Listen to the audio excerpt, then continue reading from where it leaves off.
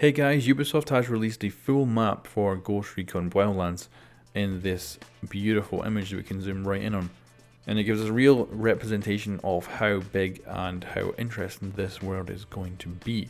But I don't think it really shows us scale very well. Like, it doesn't actually, when I look at it, I don't think, oh, is that lake a massive lake or is it a little pond? I really don't know how big or small it is.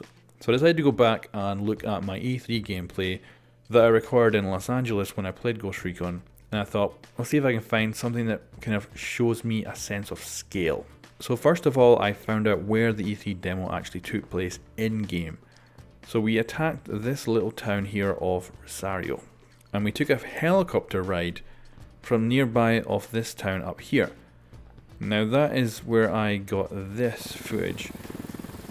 So we're out flying over the countryside and I get this beautiful view out over the lake. And this gives us a good representation of how big the lake is. So we are positioned around about here and we're looking out towards the other side of the lake. We're going to see these islands. And you can see we can start to get a sense of scale. You can see the cars in the bottom left. You can see the town in the left hand side.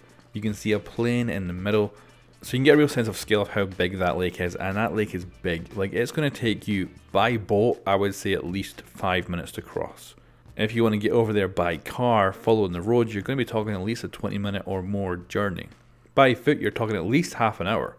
Now, looking at the entire map, it looks like the width of that lake is about 1/5 the entire map's width. So I think that gives you an idea. That vision we can see of looking out over that lake all the way to the other side is about 1/5 the map. So imagine that lake 5 times longer, and you're pretty much on par with getting a mental image in your head of how big the map is. Now, I don't think it's quite as big as we really want it to be. Like, we want a really, really massive world that is just tremendously huge. I don't think this is quite it, but it's close. Like, it's damn close. Because I think we can probably fly this map entirely from like one side to the other in, I would say, 10 to 15 minutes. If you're in a helicopter, I think that would be doable. A 20-minute flight from one side to the other by helicopter is probably quite accurate.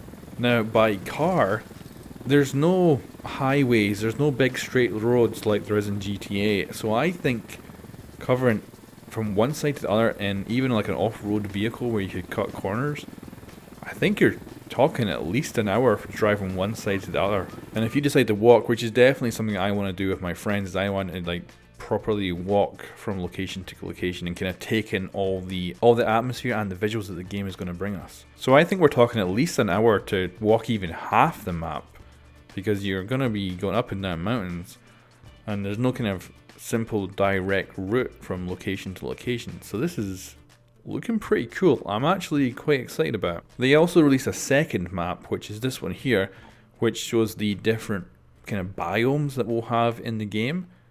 And it looks like we're going to get pretty much everything. Like, we've got everything from snowy highlands to desert kind of canyons, which is cool. We're going to have forests, plus we're going to have greenlands, we're going to have jungles, we're going to have swamps. It looks like we're going to have everything. Like, we can probably go out on an absolute amazing adventure and kind of go from biome to biome.